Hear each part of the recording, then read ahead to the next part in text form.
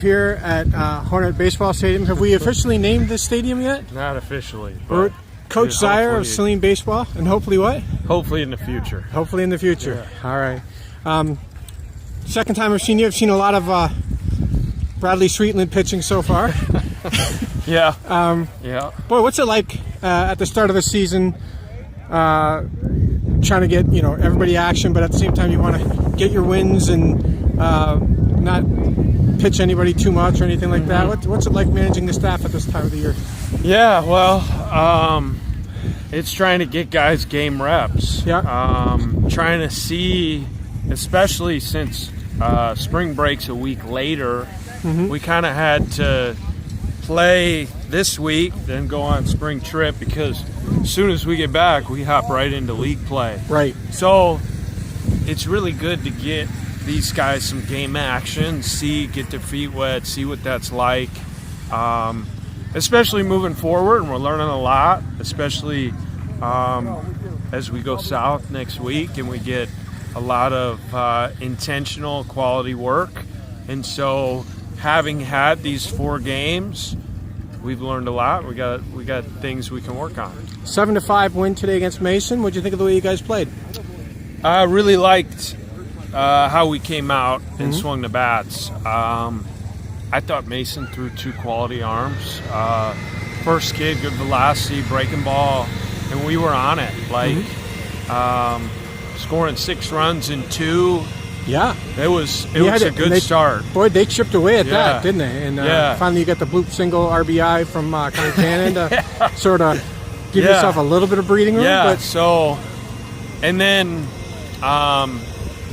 they got the left-handed arm that kept us off balance.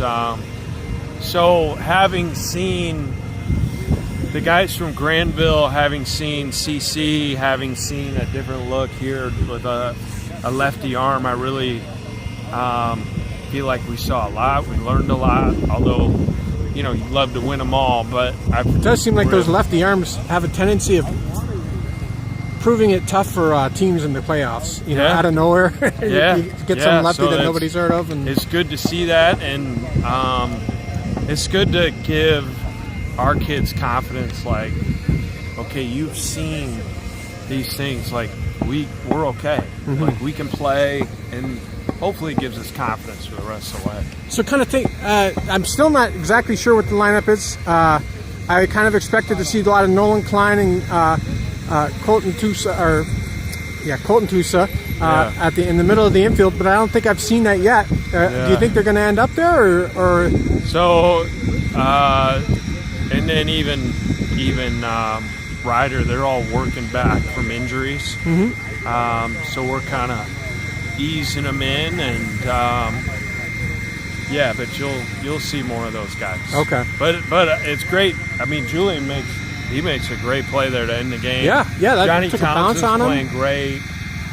Mason Piazza's playing great. So it's been great to see some of these guys. Kind of take me through how you see this infield playing out for the most part. We're going to have Lily at first, or? That's TBD, Trent. Okay, TBD. We're going to keep all playing. TBD, I guess. I always tell people, I say the lineup that I have theorized, or even at the beginning, is never what actually goes out there. I mean, you think about previous seasons, Mason Piazza, Nolan Klein, right? Some of these guys that, if you were to ask me today, they wouldn't, or back then, this time of year, they wouldn't have factored in. And then you just kind of become staples. And then guys, find our roles and continue to get better. So tell me where you guys are going for your spring March break, or what do you call it? Your I don't know. Spring trip. Yeah. So we go to Charleston, South Carolina, Shipyard Park. Oh yeah. Which is just a first-class baseball experience. So we'll get there Sunday. We'll practice Monday, Tuesday, Wednesday, Thursday. We'll have a little short workout on Friday, and then head back. Where does this trip fit in the grand scheme of Saline baseball? Like, what do you guys hope to get out of it? Oh, it's an incredible experience. I always use Klein as an example. He always tells me if it's not his favorite week of the year, it's one of the it's just it's a really neat experience that I'm hopeful continues to stay a tradition for a long time. What are your goals for the team this year? I can't quite remember if you're one of the guys who conceals it a little bit, or every coach has it a little bit different. But some coaches come out and say we want to take the SEC and we want to do this and this. Do you think this team has the potential to do some special things in the postseason? Well, I'm going to answer that question later on in the season, Trent. But what I do like is the way we approach our work day to day, the energy, the excitement for each other, the way we represent ourselves here in the building, in the community, and the prize is getting to come in and put a lot of work in. It's push the rock. It's our prize is we get to push, right? Regardless of the outcome. And if we keep that mindset, although wherever we're at today, if we keep that mindset leading into June, I'll feel pretty good about where we're at.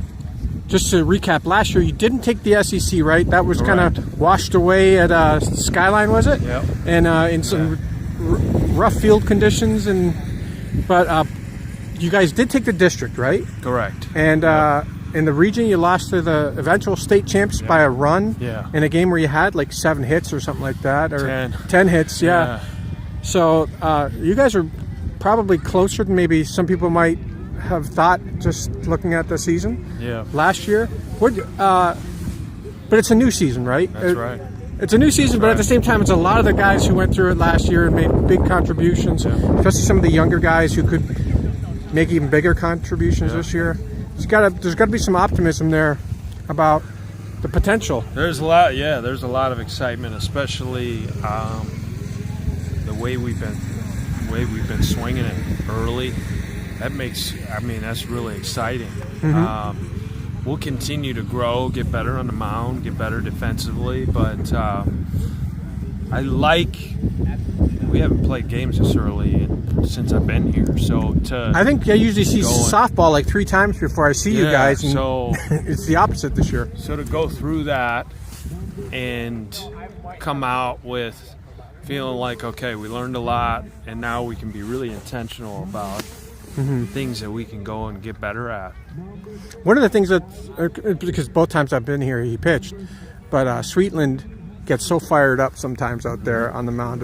I love seeing players with their heart on their sleeve like that. And what does that do for a team when a pitcher gets fired up like that? Feeds off the kids on the bench and just gets fired up when he gets a big out. Yeah, well, we actually talked about that pregame. Is Bradley, he's able to be himself when he's out there. He's not trying to be somebody else. That's who he is. That's his genuine energy.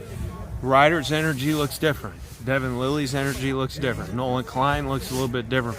But as long as we are playing and being ourselves and not trying to be anything else, control what we control within that window, well, that's pretty exciting. Yeah. Those guys, especially can you do that when you get adversity? Yeah. Can you still stay true to that self, be able to reset it, go back, and even in difficult times, can you maintain that? That's when that's when it gets fun, it gets exciting. All right, Coach, I appreciate it. Thanks for entertaining the questions here. Yeah. Have a good one. Thanks, Tran. Appreciate it.